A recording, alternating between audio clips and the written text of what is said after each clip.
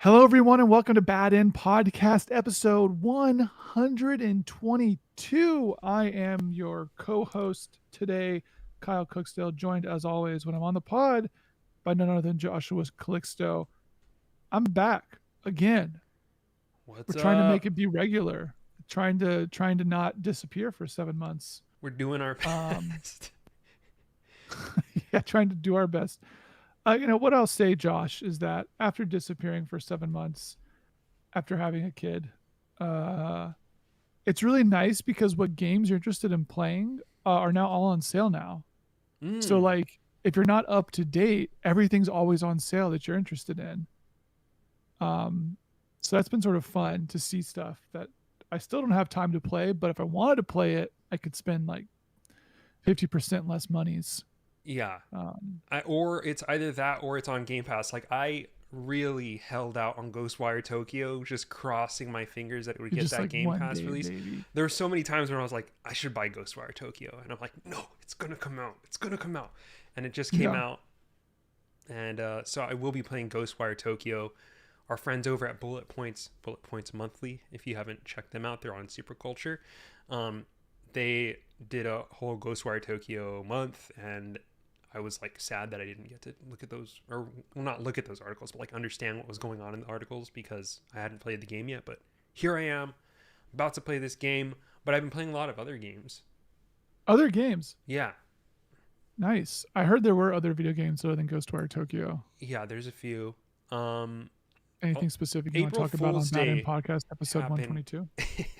April Fool's Day happened since the last time we recorded, and they came out with a new Sonic game in the Oh on for yeah. April Fools. It's called The Murder of Sonic the Hedgehog. And what's interesting about this, fellow Bad End Superculture Discord member Devin was saying that it was basically like put together by the marketing team over at Sega, and Well, yet because we'll it's take like a step back, right? It's not like a real. Real as in like it's not a Sonic game where you're like running around on platforms. It's like a visual novel, right? right. So it is a Yeah. visual novel, detective, point and click kind of mystery Phoenix Wright esque game. Takes about an hour and a half to finish this game, but it's interesting because it is currently the highest rated Sonic game. It's like this, or the second highest. I think it's like the second highest rated Sonic game. Um, got a lot of acclaim, and it's really an interesting game to play. I really glad I played it. If you haven't, you should. It's free. Um, it yeah, there's like so much to talk about with this game. First off, is that it so again it feels like a Phoenix Wright game, but like just more linear. So you're basically like there'll be point and click sections where you're trying to find clues, but those sections are essentially just there's three or four things in the background that you can click on, and they all show like a Right. green highlight when you hover over it, so it's very clear like what's clickable and what's not. It'll either give you a clue or you'll have a little bit of dialogue with Tails, who's kind of your main partner in crime throughout Are this you playing entire as thing. Sonic or Sonic Dead? Yeah, I'll get to the story in just a sec. Okay. But so it's I probably should have started with that, but is it was it Isekai? no, Isaki? no, it's not isekai. You're not transported Isekai. to another world, as it You, were. Josh, yeah. It Um, feels like a right place to do that though, right? Like you it does, go. but okay. So here's the setup for the game from a plot perspective: is that you work on this train that's just like this very sophisticated train, and Sonic and all of the Sonic characters, Shadow, Knuckles, Tails, Rouge, all these other characters come on the train, and it's the birthday party of one of the characters. I forgot her name, dude. It's like Becky or something. She's like, This, dude, the Sonic cast name is they're like unhinged. I know they. Like at first they were like, cool, it's gonna be animal themed, and then they kind of like just go to like, yeah, Becky, I classic don't Sonic think it's character Becky. Becky. Yeah, Rouge. Like what the hell? I thought Shadow. that's isn't it Rogue?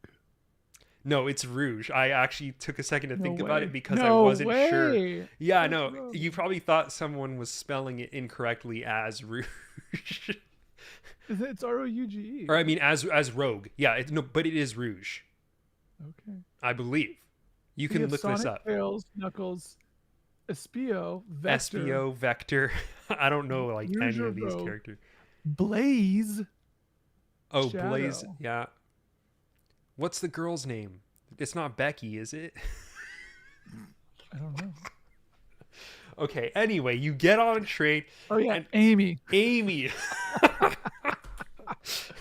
It's Duh, Amy's Amy. birthday party. Classic Sonic. It's Amy's birthday party, and they're doing a murder mystery on the train. But the thing is that like all the characters quote play themselves, so they know that they're Sonic the Hedgehog and Tails and et cetera, et cetera, et cetera. So they like have this awareness of who they are and how popular they are and what their reputations are within the larger cultural consciousness, which is really like it's just a really fun setup. So you're just an employee on this train. It's your first day. You're very self-conscious. Once you realize, holy crap, like it's Sonic, it's all these other characters.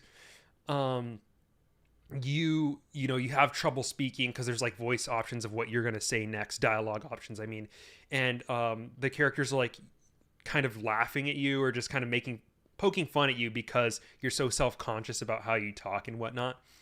But over the course of the game, you just like interact with these characters. And so they're playing a murder mystery on the train.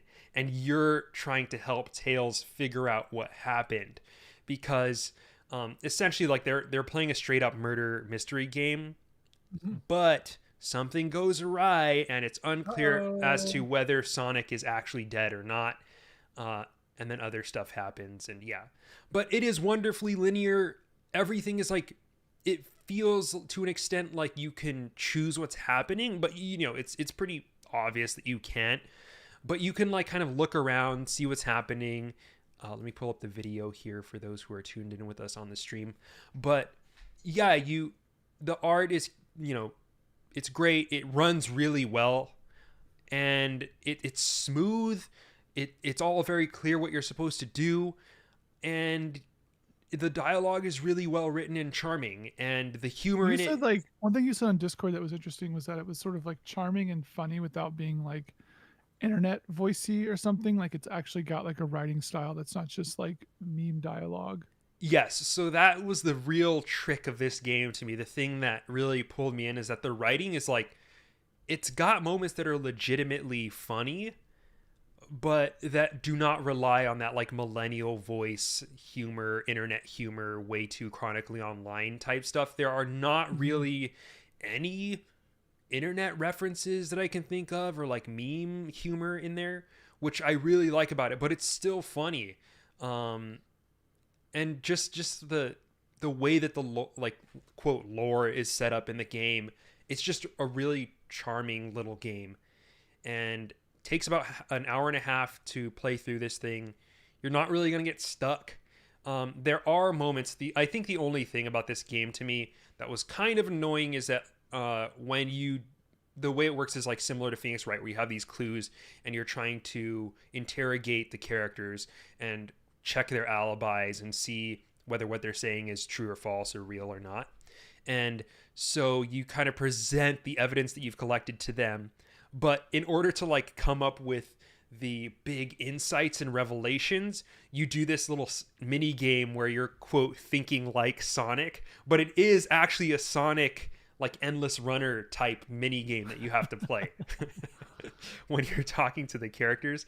So that gets a little bit frustrating just because it's not a very well set up mini game, and Mhm. just like every other Sonic game, like the gameplay is the least interesting part, and or I should say the action gameplay is basically the least interesting part. But yeah, some other things I kind of noticed about Wait, this game. Sonic's on the screen right now. I see Yeah, Sonic. he's on a screen. And Is he dude, dead? Sonic is like such a celeb. He's such a celeb in this game. They're all just like, is that really Wait, is he Sonic the dead? Hedgehog? Is he dead? Well, this is when they first get on the train and they're about to play the murder mystery game. So Okay, so you don't start out with like a dead Sonic. yeah, no. It's not like Okay. who's. Okay. I wasn't spoiling the game. Everybody gets on the train. It's just a birthday party, and they're gonna play a murder mystery game. So one of the people is going to get quote murdered anyway. In this case, it happens to be Sonic, but the question is whether or not he's really dead. You're kind of like trying to figure that out over the course of the game, as well as who done it, etc. Um, but yeah, it's the game because it's so linear. The game is able to like just take the gameplay in different directions, right? Because the restrictions allow you to be more adventurous, which I think is something that's underrated about games. Like they feel the need to build these massive worlds, and it just makes it so that you have almost less flexibility. Like you're more concerned with just making the base MVP thing, as opposed to having this rigid system and doing interesting things within it that are also by inherently going to be different than what other games are doing.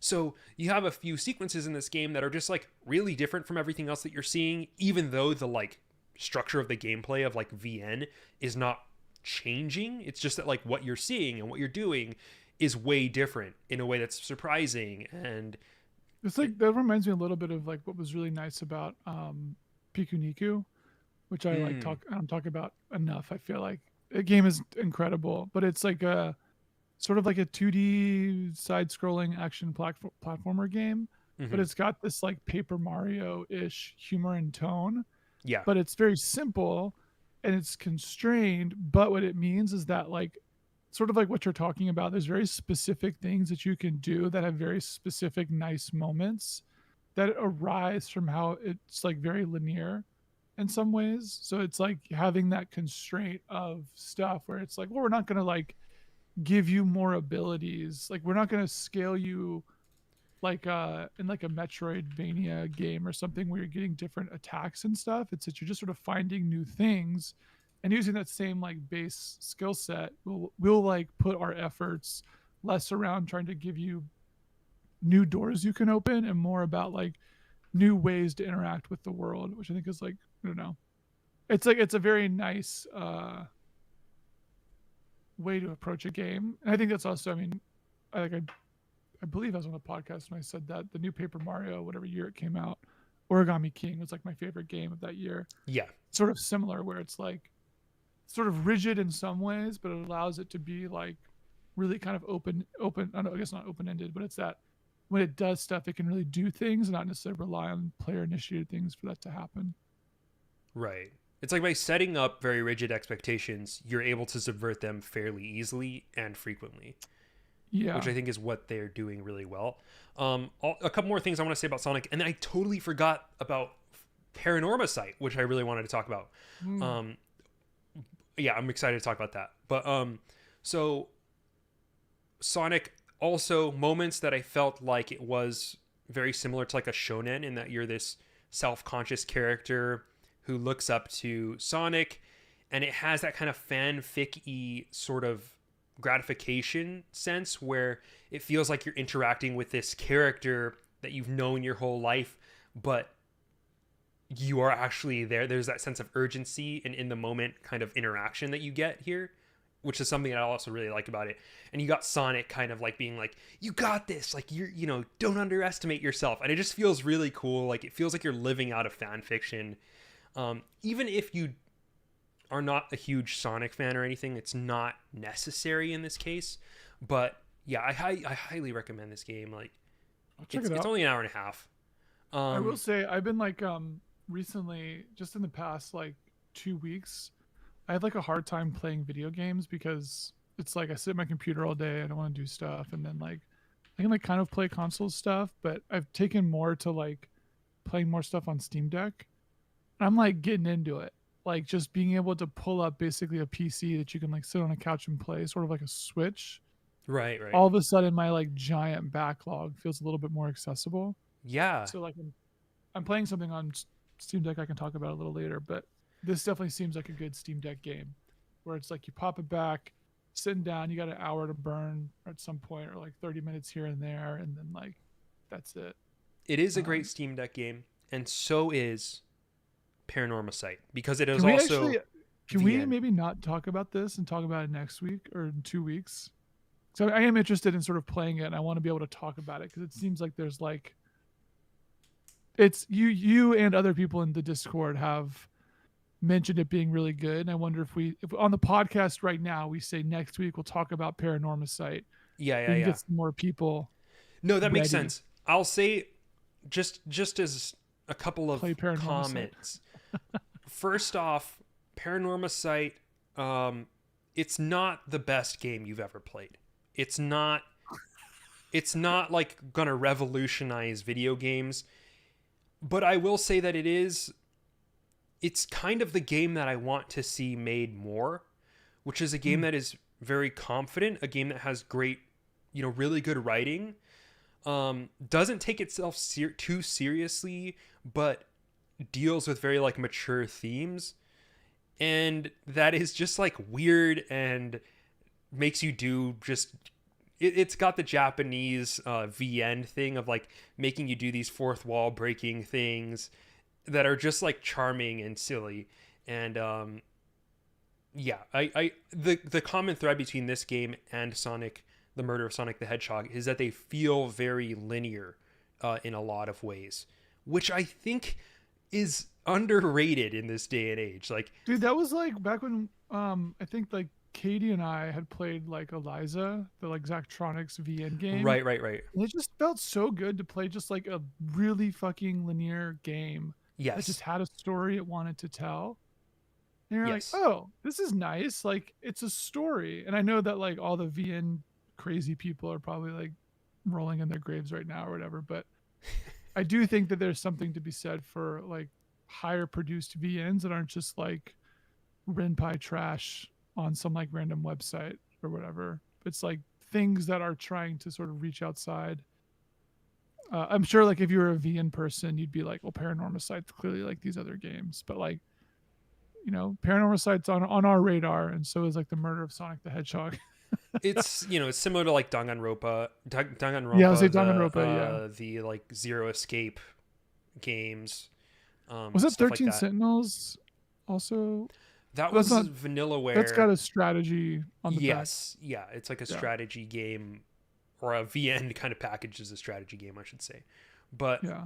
okay, we'll save Paranormal Site for next Play episode. Paranormal Site, bad end listeners, and we will talk about it in depth next week. It did take me about 10 hours,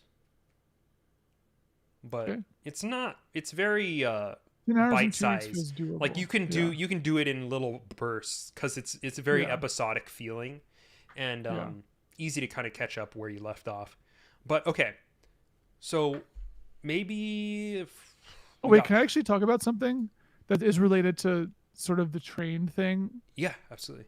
So, did I ever talk about A Hat in Time on the podcast? No, you did not. Dude, so when I was in the throes of having an infant child, um, for whatever reason, like A Hat in Time was the game that I was able to play. And that game is really good.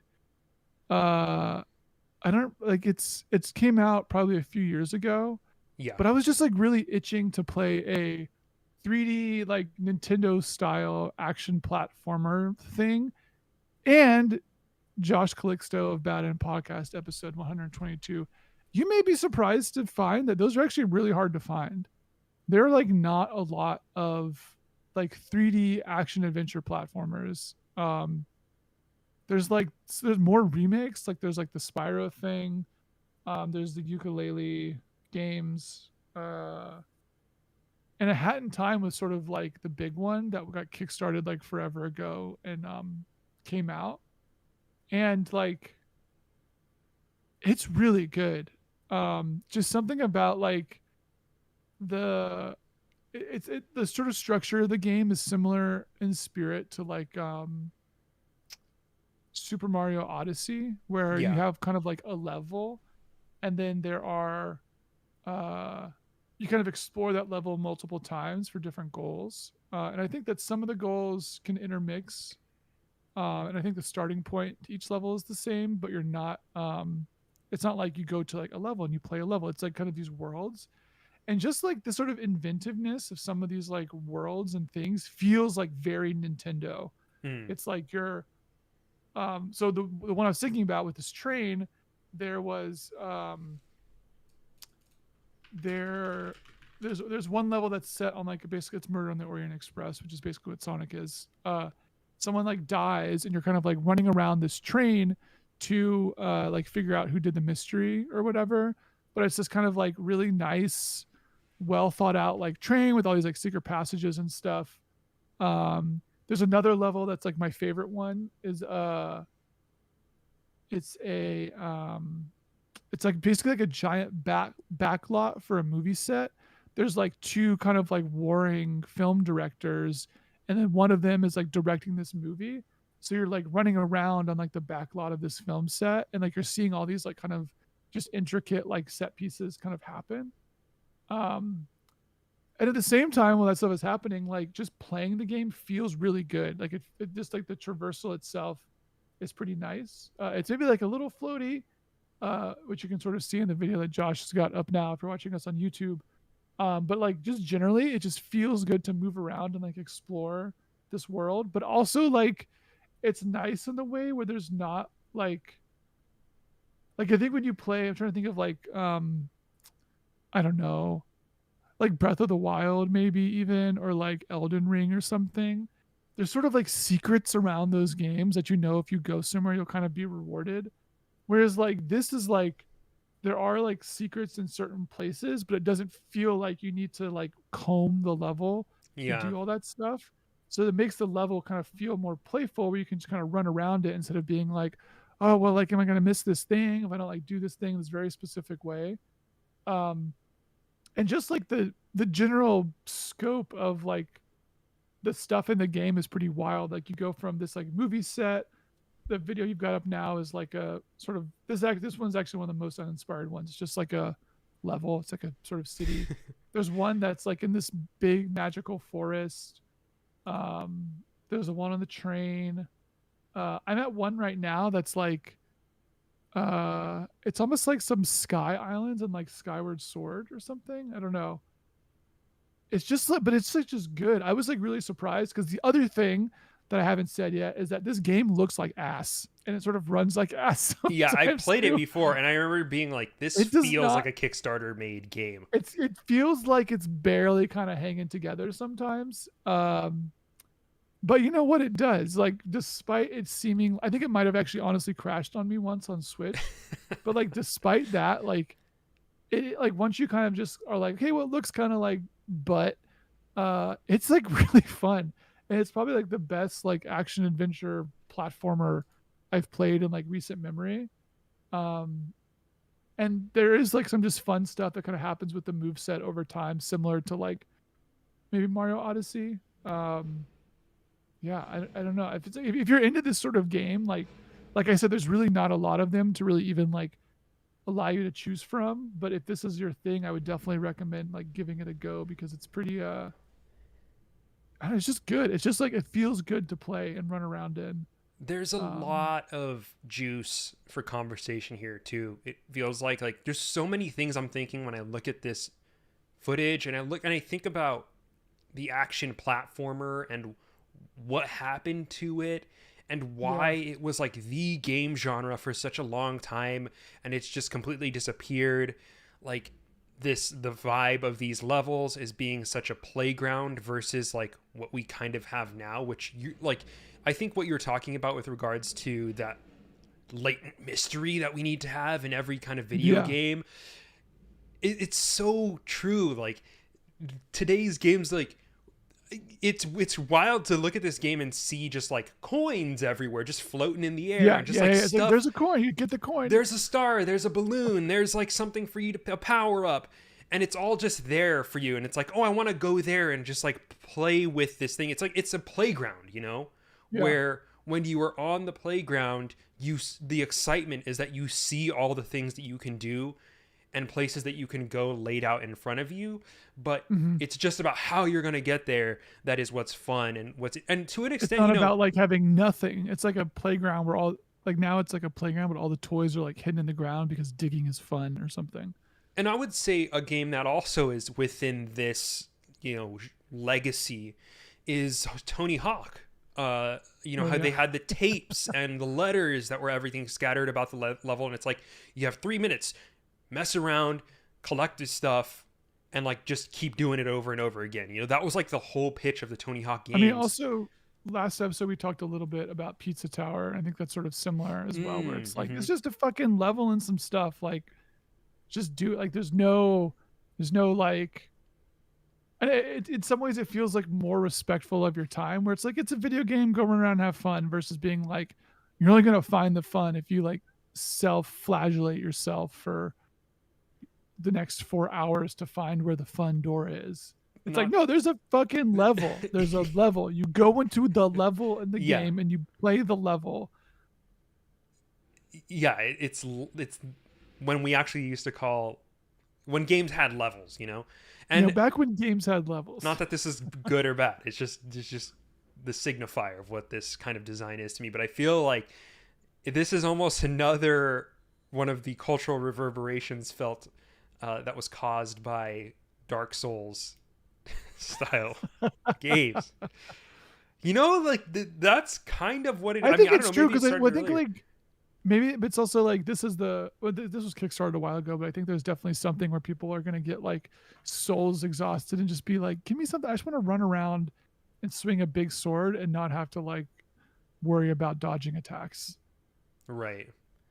And you know, there's a place for that, but it's like there's value here that I think we can find more, we could get more out of. You know, I don't think we've seen all there is to see with this type of gameplay design, and it feels so like it feels so rare now, you know? Yeah. I mean, the closest thing I think is like Psychonauts 2 just came out. Like, I feel like that's probably, I haven't, sadly, have not played that yet, but like, I think that that's sort of calling back as well. Where it's like, yeah, it's just a level. You run around and like you do it. I mean, I think part of it is probably like, I think it was the thing like of just huge saturation of that type of game where people just didn't want it anymore. Like, kind of had their fill, and now we're like on the opposite end where it's the exception. They just don't come out. Did you ever get into Jack and Daxter? Were you ever a Jack and Daxter kid? I wasn't a PlayStation person. Oh, okay. Because I feel like they were going in a good direction with that, where they were like, all right, the landscape is changing. We gotta like age up the Jack series. So they had Jack 2, I which think was they just like called it Edge Lord Jack. Yeah. Jack 2. But I fucking love Jack What was the 2. new? But there was the new PlayStation one. I'm trying to think of what's the other like mascot 3D platformer for PlayStation that had a release recently. Oh man, I don't know. I There's like mean, there's like Jack and Daxter, Sly Cooper, and Crash Bandicoot, we and there's one had more. Sly Cooper.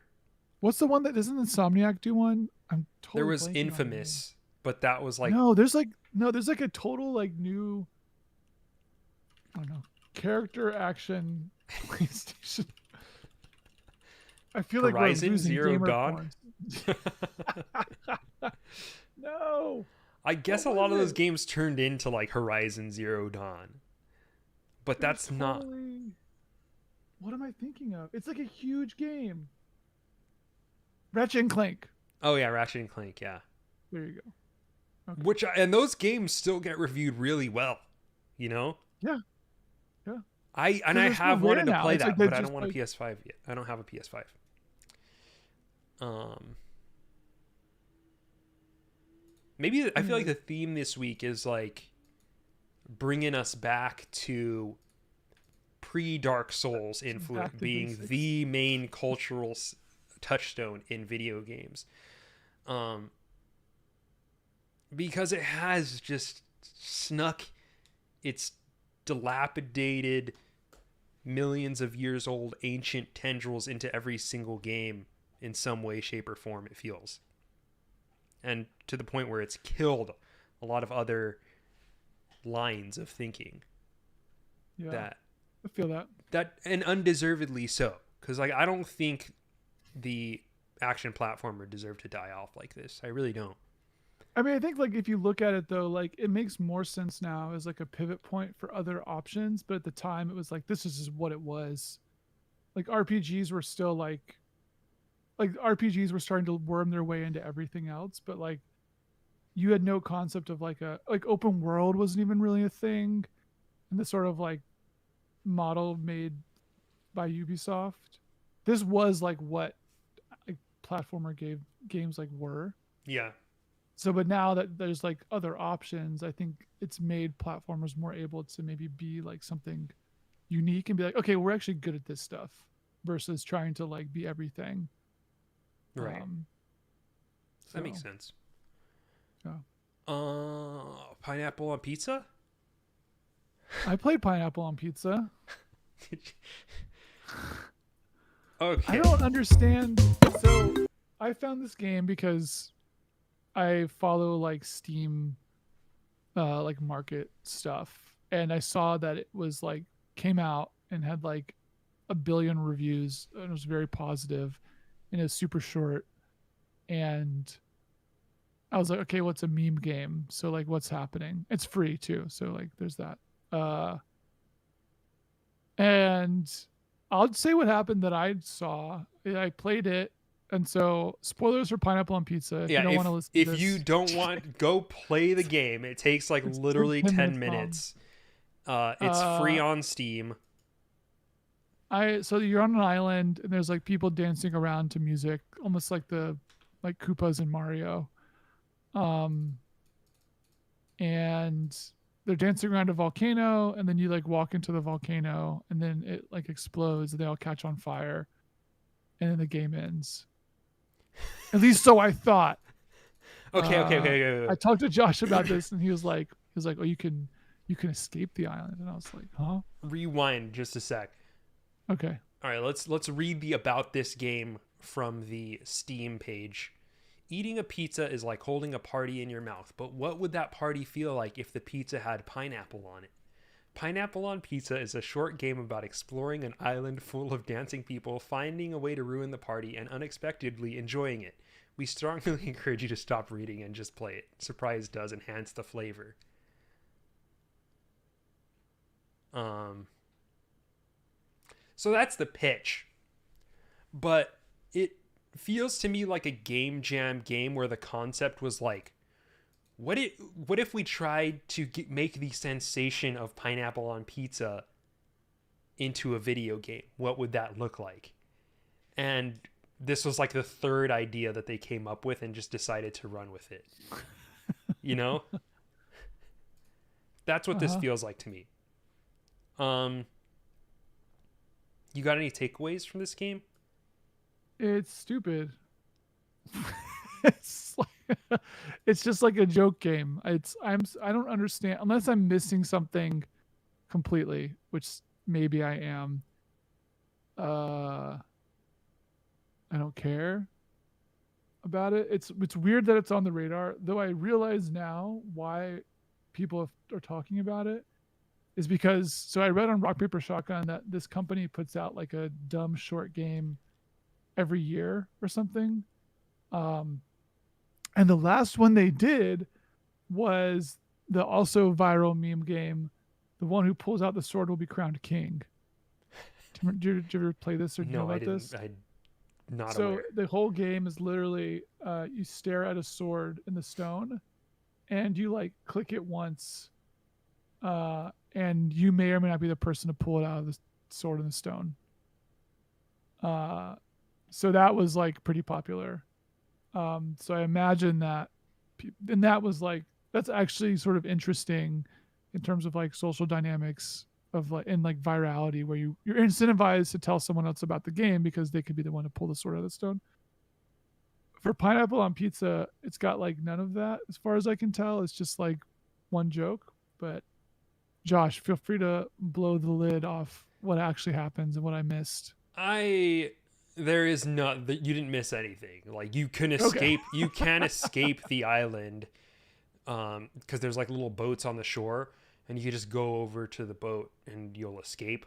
But then like something happens and the boat explodes and then like Oh yeah, I like saw that. I saw that it boat like get hit by like shows a molten lava or it something. shows like the island from above and it looks like a pizza with pineapple on it. Yeah, Um got him. my take on this is that it feels like they are trying to replicate. I like this idea of like a game that is like trying to emulate a feeling that is totally I think your not a grasping video. for straws I is so am not. dumb. I'm not. It says in the thing like this is what they're going for. Like, what if we made a game that was like pineapple on pizza? Which obviously I think it's a dumb concept. I think that it doesn't pull it off very well. I yeah, I don't think it pulls it off well. I don't think it's a great concept, but just the idea itself is interesting, and the fact that they do it and they go for it in 10 minutes is admirable. And I would like to see more games, quote, like this. Not that are like similar to this game, but that are trying to do something that is like, oh, what if we tried to emulate this feeling using a video game? Or just like these little stylistic exercises. But I would like to see it done better, obviously. But I don't think we get enough of this type of thing. Here's a question, Josh. Is pineapple on pizza problematic? Yes. Yes. Yeah. I mean, yeah, it's problematic. But It feels very like yeah, 2012 it's pre-canceled. one of those things Yes. where when you're playing it, you're like, someone's gonna write an article about this, making me feel bad about playing it. Core. Just, well, they'll write about Ghostwire Tokyo being on Game Pass. Yeah, they don't make think pieces anymore. Thank goodness. This is a weird game that so I'm like sort of reading. There's a book called There Is No Anti-Memetics Division, which is like a sci-fi book, and it's about like it's kind of like inspired by SCP stuff. But one of the ideas of this thing of an anti-meme is it is a thing that has properties that make it hard to talk about, or Mm-hmm. like either through like psychic whatever, but like imagine you have an idea that you try to express, but you just get bored about talking about it. You don't talk about it anymore. So it's a thing that by its nature existing is hard to describe.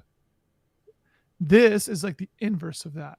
You might call it a meme, but it's almost like a super meme because, or like whatever if you imagine there's a spectrum from like anti meme to meme, and then the other, like a hyper meme. This is like a hyper meme because this game accrues value from talking about it, but not actually being representative of the thing itself. Like in the Discord, someone else was talking about it, and I was trying to describe what the game is, and I'm like, by describing this game, I'm already making it sound more interesting than what this game is. So do not believe, like, don't look at this statement as like it is not this interesting, but this is what's happening. But in talking about it, you make it sound like more, and it sort of feels like that is happening with this game, where like by just talking about it and saying there's like a twist and this like stuff or something about it is like it's not just a full joke game. There's like this I don't know. It's something about talking about this game makes people want to play it But this is versus what just saying it's a joke, okay. which is sort of funny. But this is what I like about the game because first off, how many games have we spent, you know, dozens of minutes talking about that was fucking 30 hours of kind of BS gameplay that you get tired of crafting over and over and over for a couple cutscenes, and everyone's just talking about like the final 3 hours of the game because that's like Yeah. the thing. This is like, it is a conversation in and of itself. It says everything that it's trying to say, whether you think it did it well or not. I don't think that it did. It's doing all it wants to accomplish in like a very short 10-minute span of time, and it got attention because of that. It strikes up conversation. And you know what else does this, Kyle? What? The Gravity Bone? any, Marcel Duchamp, you know what I'm saying? The urinal thing, man. I mean, it's not it is what it is. Like, it's being presented as just like a something you piss into. But what's that piece called? Oh my god, my art history idiocy is showing. The toilet. Doesn't it have like an official name? Yeah, it's Fountain. That's the name of the work. It's called Fountain. Um, it's like Fountain, you know. What's the difference? Like? I understand that Fountain takes place I in think a that I larger think like artistic context. something about Fountain is more about recontextualizing the concept of art and what art can be. So like I think the Fountain equivalent would be putting something that's not a game on Steam, but sort of demanding it be considered as a game and being able to be paid for as a game. I think that Pineapple on Pizza is very aware that it's a game, but it's like, and no one is going to say that it's like not a game. Yeah, And yeah, maybe yeah. that's because of all like the walking sim people that like kind of paved the way. But there's something about it itself where it's like it is just a joke, but it's like a joke that is selling for $1 now and has we'll round down to 10,000 reviews, which means it sold about 600,000 copies.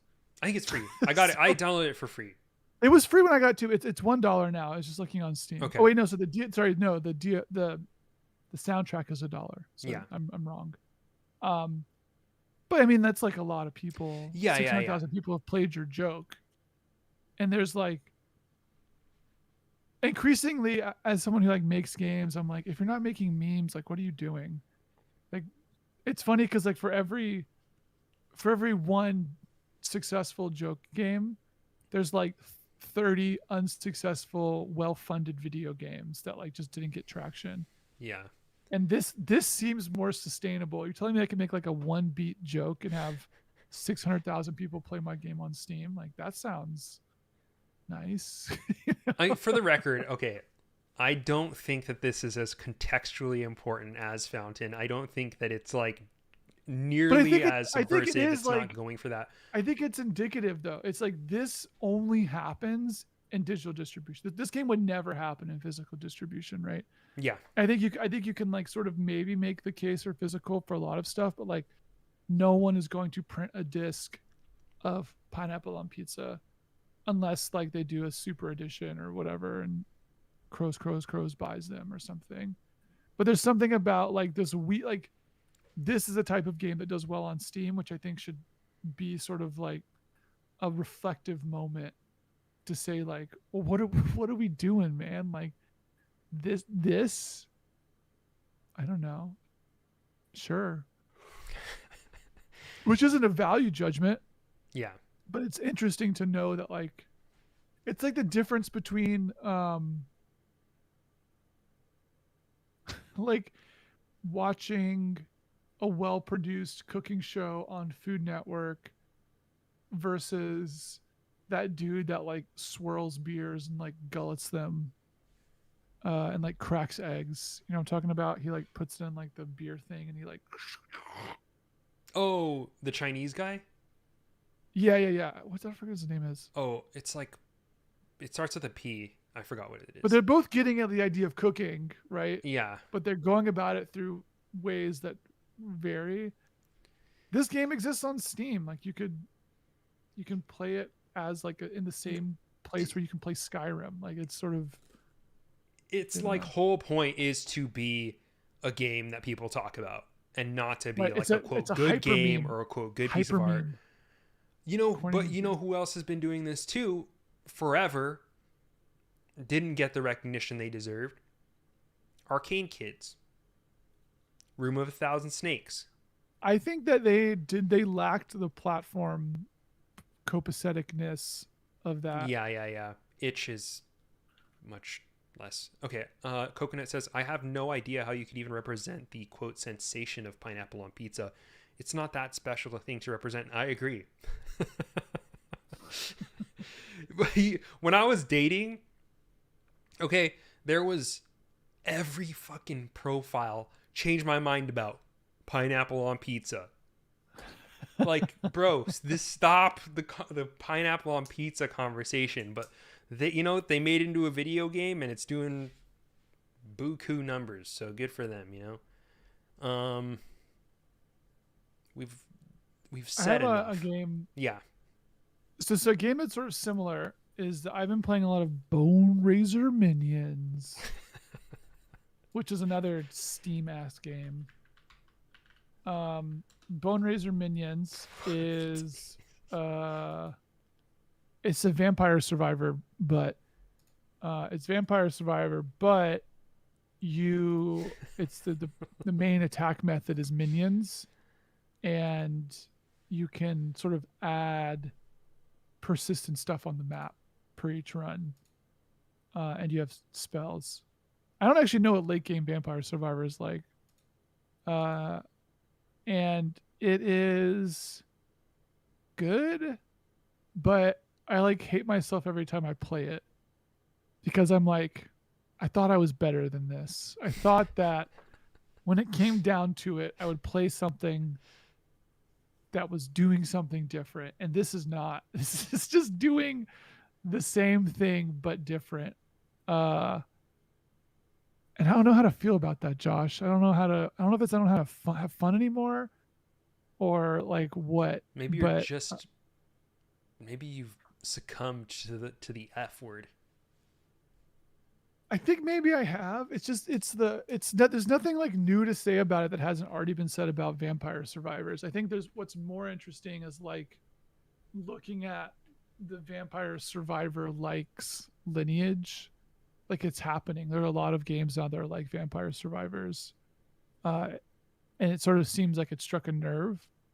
And the core formula is like fun or like compelling, or I don't know what to call it.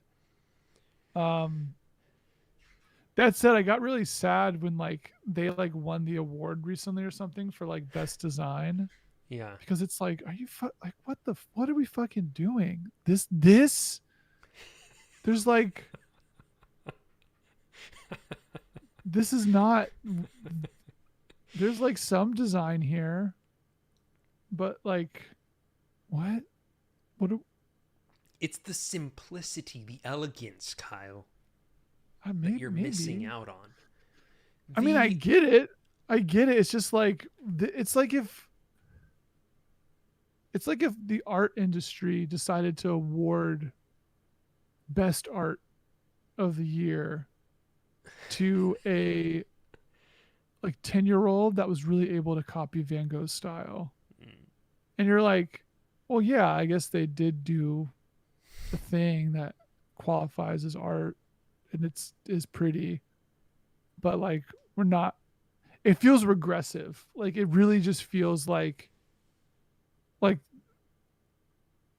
it feels weird to hold this up, and it's like sort of scary how appealing this idea is. And I think it says a lot about it says more about modern society than I think it says about video games. And I felt very similar about like strategy games, especially kind of like devolving is not the right word, but the sort of rise of like the simple strategy game where like stuff like Dwarf Romantic or like Townscaper or other stuff that is kind of being billed as like strategy game, but is like not really any of those things, where you're just kind of like doing very simple actions that are like almost like a literal child's game. Uh, Okay, Dorf Romantic yeah, is not. That game is freaking complex, dude. dude, no, you're just placing tiles that are adjacent to other tiles that are the same type. But the scoring system stuff is like so deep. Sort of, but like that's you're doing one action. You're placing a tile. You place a tile, and if it's close to stuff that's the same, then it's worth more points. I, You can be good at like other children's games by applying more brain power than a 4-year-old, but that doesn't mean the I think game is like that's reductive. I think that saying you're just no, placing a tile is somewhat reductive.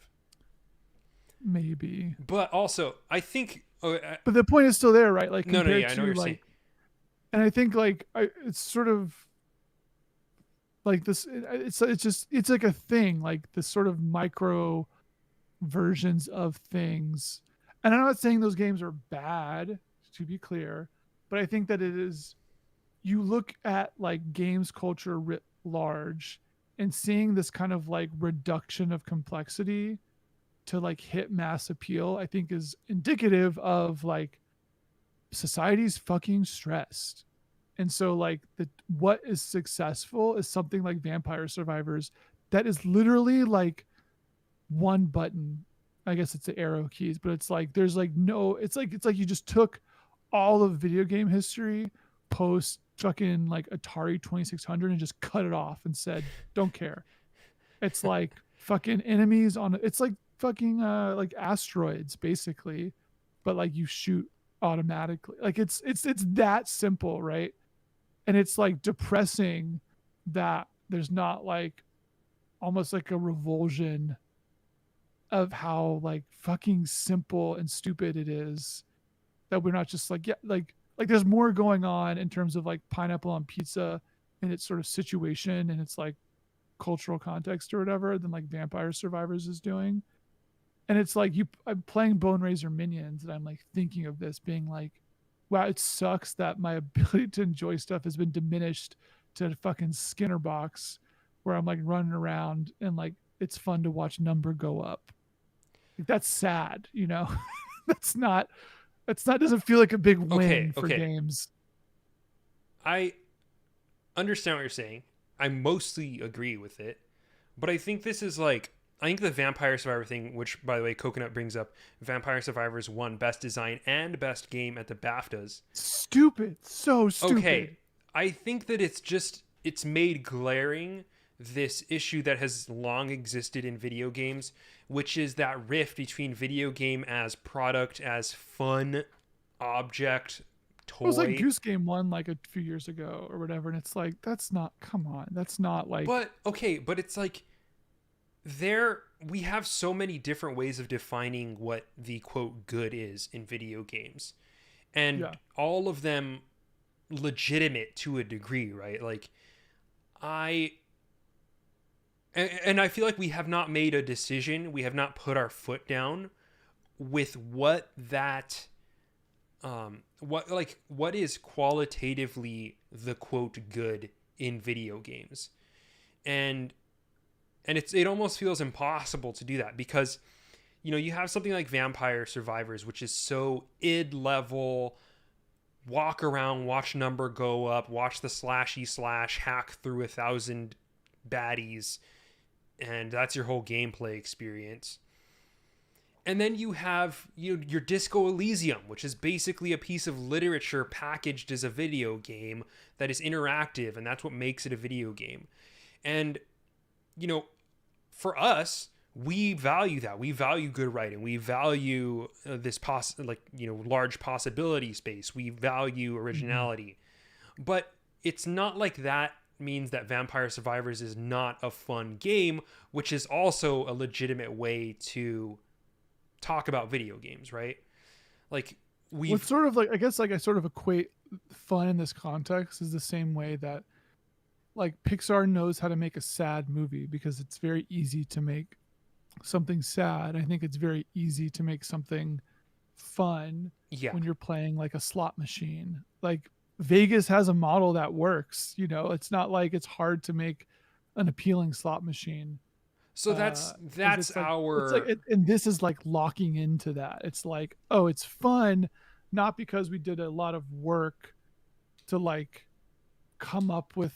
I mean, games are hard to make. I know this, but it's like the core thing isn't necessarily fun as much as it's like compulsive.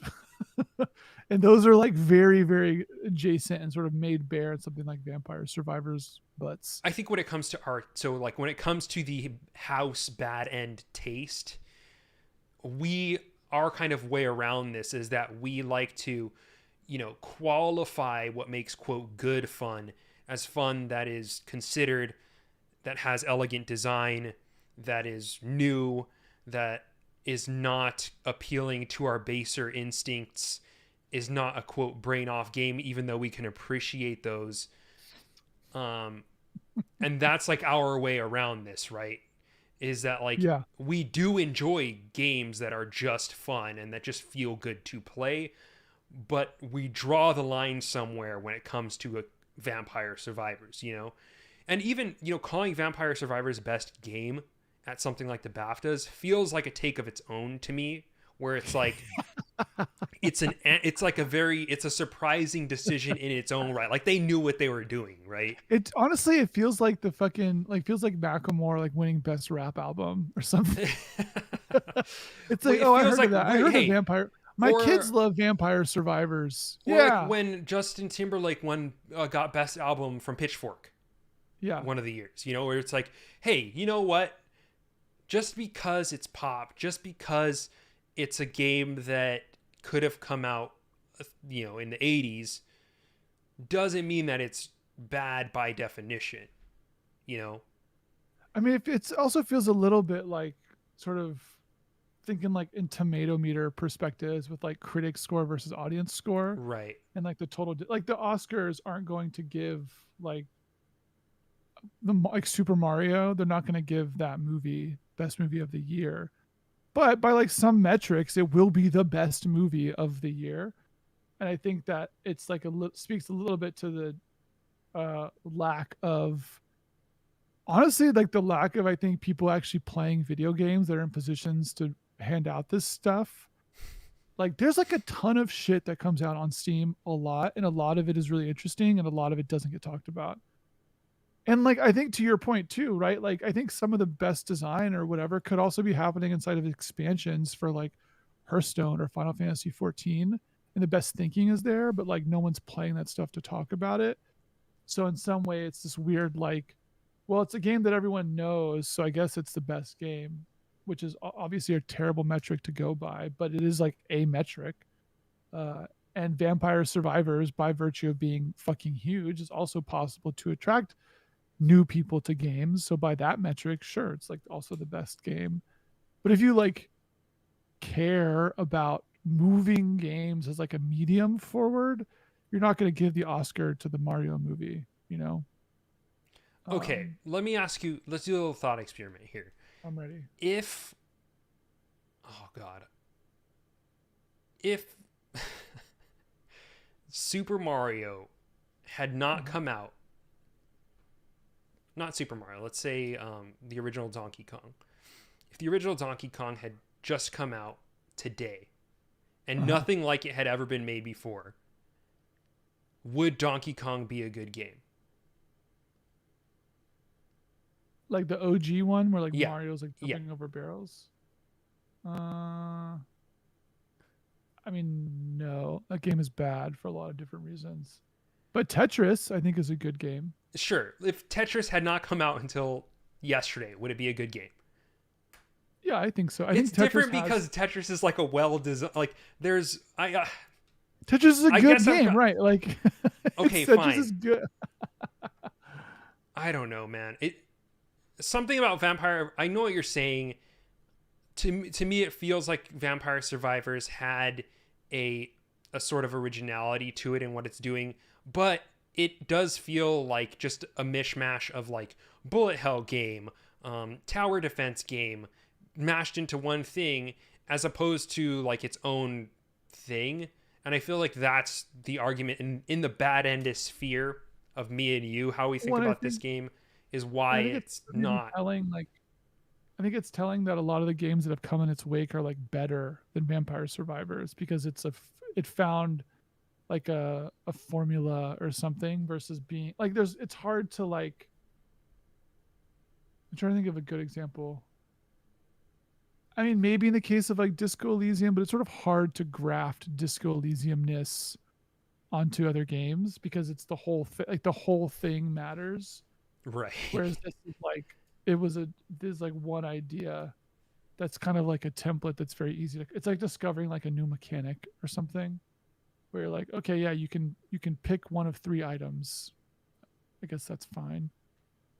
Actually, in that respect, I think Slay the Spire is interesting as like maybe a comparable thing here. But I think that Slay the Spire is really good but it's also very designed. Like that game is very, very, very considered, sort of top to bottom. Hmm. And also in part because the fucking people who made it were like Netrunner nerds. Like they really cared about card design and like balance and stuff. And like that game is sort of iconoclastic for that, and has like done a similar thing to this game or to Vampire Survivors in the sense of spawned copies. But Slay the Spire itself is still like the best. It's other games have had issues expanding or like trying to make a better Slay the Spire without like you will people still play Slay the Spire now in a way that like people I don't think will still play Vampire Survivors as other games come up because other games just doing the thing but better. Slay the Hmm. Spire like got it right, and and a lot of the stuff that they did maps directly to other considerations they made. Whereas like Vampire Survivors is just fucking ideas in a blender, and like a good thing popped out, but like um Boneraiser Minions is better. Uh was it 10 Minutes to Dawn is better. Brotato is better. They're all better than Vampire Survivors. Mm. Um I can get on board with that. Like there's a certain je ne sais quoi, a certain like extra consideration to these games that makes it like, so for instance, like Smash Brothers, everyone talks about how Melee is like the best Smash, blah blah blah blah blah, and it's like just as, you know, designed as any other fighting game. It's just as designed as any other Smash game. You know, it was just as, you know, there's just as much going on there as in Smash 64, but yeah. because of the way that, the elegance of how it all comes together, how much all the systems were kind of considered, that's what kind of elevates it above those other games, even though on the surface it's still the same thing going on. Or I think even in general, right? Like Smash is still like unparalleled. Like there's not anything close to that sort of experience. Like despite valiant efforts by like lots of other companies, like they just Yeah. got it right with Smash. Hmm. And I think that's what I would give like a design award to, is someone like that. Like whereas like Vampire Survivors feels like a stake in the ground for something. Well, I'll say new or different or whatever, but I don't think that means that we need to hold it up as like the best game of the Yeah. year. Especially when like better games that copied it came out in the same year. It's funny. Did you watch the Mario movie, by the way? No, I've still not been to a theater since COVID. Mm. Although we might go see the Mario movie because our child is vaccinated and we have a babysitter, so Mm. I'll go see fucking Chris Pratt in our first movie since COVID. The the conversation around this one has been a real barn burner. It's been everywhere. I've just caught whiff of just takes flying left and right. Just takes. Do you have any questions? Does it matter how good this movie is? No. This doesn't matter at all. Yeah. It is a funny time to like come out, I guess. Like it's sort of weird. Like what's this movie sort of doing? That's my Like thing. big It's big like action movies now like are trying to sell something. Like a Marvel movie comes out so you can like buy action figures and like comics and books and games. But like there's not a new Mario game even announced. There's not like there's a theme park in Japan. well, now it's in LA. Oh, in LA, right? And there's one in LA now. But it's like, why now? And that's like, my thing is like, if do it with the new console, right? Like, do it when the Switch launches. That makes more sense. there maybe it's trying Like to sell you movie like tickets, go see the movie. I mean, yeah, which they have. they've definitely sold sold a lot. tickets. It's just sort of funny because I think I don't know, maybe it's also sort of retroactively, it's looking back to just making a fun animated movie that's not trying to tie into a global marketing campaign. But at the same time, it's sort of weird that it's like maybe delay the launch of your next console to the Mario movie, or like someone's gonna come out as me and be really excited about Mario and they're gonna go buy fucking Mario Odyssey. Maybe, but like that's not gonna be in the fucking end cap at Target. Super Mario Maker. Yeah. The Kaizo. logical next step. Kaizo games. Grand Poo World 2. Um, They're gonna go buy Mario Kart. They're gonna keep buying Mario Kart 8. couple questions. Now that Mario is the apple of Illumination Entertainment's eye, how long will it be before the Mario characters replace minions on your Boomer Ants Facebook page? There was some fucking meme that I saw. I think it was posted in Bad End like months ago, where it was like your mom's meme page now, and it was like a minion holding a glass of wine. It's like your mom's meme page after the Mario movie, and it was like Toad holding a glass of wine or something. I don't know. You could check Facebook and see what like the Toad memes are.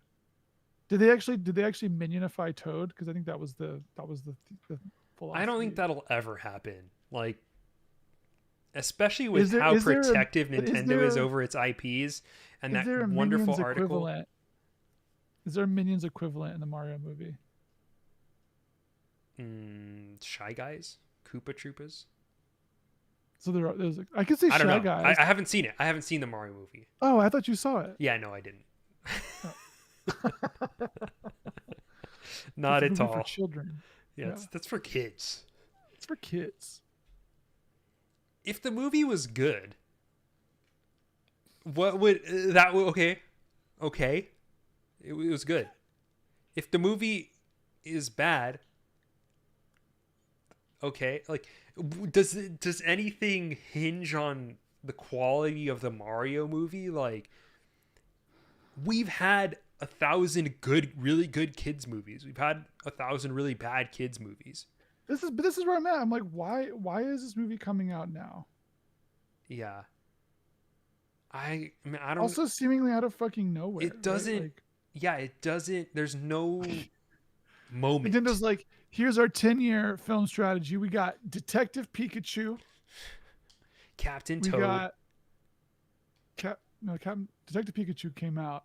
We have the Mario, and oh, that's our strategy. Wow, yeah, you're right. Detective Pikachu did come out. And then Sonic was owned by Sega. Yes,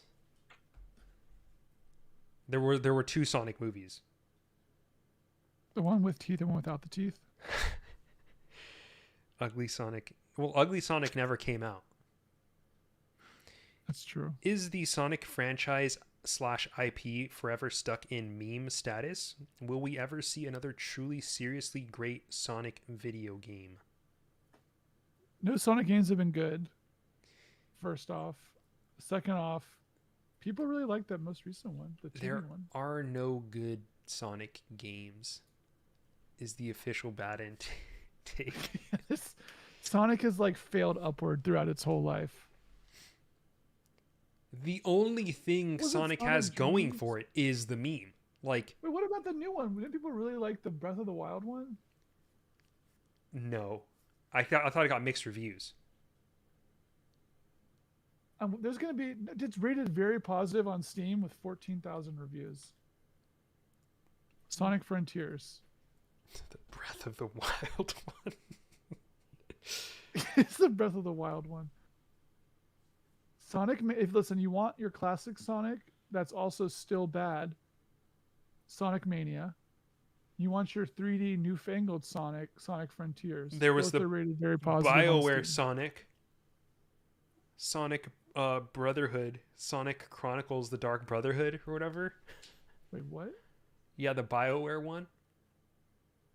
Are you fucking with me right now? No. I think we've talked about this on this show before. Actually, the only good Sonic game is Sonic and All Stars Racing Transformed. Low key, I know you love that super game. super goated cart game. Yeah. And Puyo Puyo Tetris, which I guess counts as being in the Sonic universe. Is there like a Sonic Puyo Puyo? Look, here's Sonic Chronicles the Dark Brotherhood. That sounds fake. BioWare for the Nintendo DS. Oh, I got some DS jank.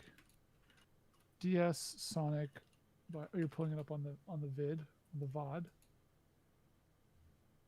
Oh, that's weird as hell. BioWare made this? Yeah. Okay.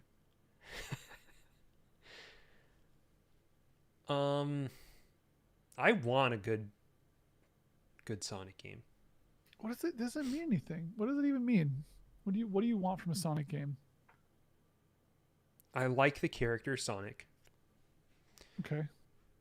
I don't like a lot of characters as much as I like Sonic. Okay. And Sonic deserves better games. Okay, but what's the game? I don't know. It could be anything.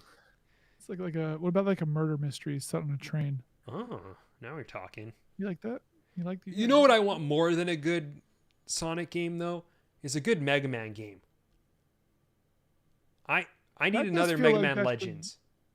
feels like that should happen. Mega Man Legends is the best game.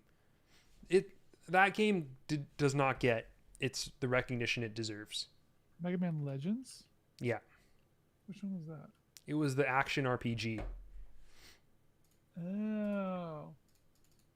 Yeah. There was also a Legends 2, I believe, and the Misadventures of Tron Bonne. Used to talk about these on the playground as a kid. Mega Man went to some weird places in like the sort of 360 era. That was like when the like Battle Network. People really like Battle Network. Yeah, but Legends was even earlier than that. Well, there was that what was that game? I was like Big Hero 6. There was a Kickstarter game that was supposed to be like a Mega Man reboot that like did Oh, that. Mighty Number 9. Yeah. That was like it felt like a Kickstarter Mega Man. Yeah. It is surprising. Like I feel like maybe they'll see what's going on with. I mean, Metroid Dread. Like I feel like they're gonna do that. You can do Mega Man. I guess I don't know who owns Mega Man. Capcom. When Nintendo publish it, or could they do it on Steam? Capcom opening little logo thing. By the way, the OG, goated. The little lines coming in. Oh man, let's look for it. And then we'll end this party. Yeah, this is the one. And I tell you what, though, there's so much stuff on Steam, Yes, there is. but like, there's so much stuff on Steam. Like following these like market reports, where basically like every week they send out an email that's like, here's what did well on Steam this week. It is perpetually insane to me how much like none of it gets talked about. Yeah, there's just too much. But like there's so much that it feels like we talk about games less. Like there's like you just double down on like every game gets a little bit less attention because it's so split. Yeah. It's just surprising. It's like there's so much just like stuff coming out. Like we haven't even mentioned Dredge. Well, yeah, I'm trying to play Dredge before next week too. That could be a good bad end. Dredge. Play Dredge. Someone said it's like a really tight 5-6 hour game, which is right in my sweet spot. Nice. So. Type 5. Type 5, yeah.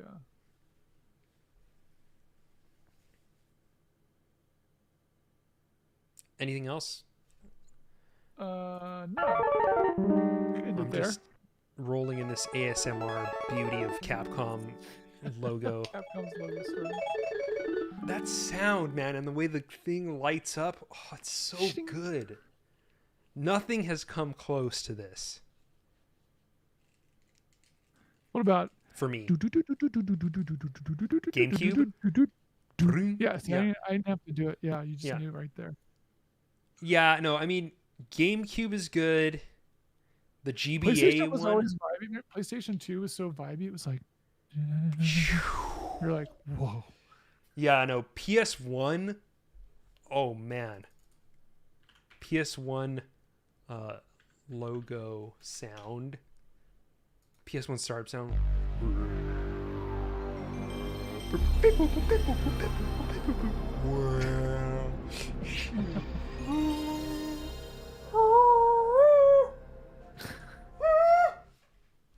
So good. Frank Ocean uses that on Channel Orange. Yeah, he does. As a kid, okay. As a grown man, tears running down the cheek. Man, this shit was epic.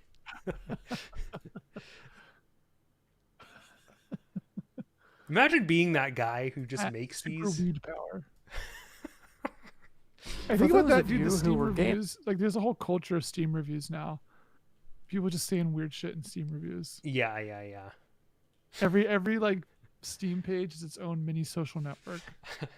Weird, like, ASCII art.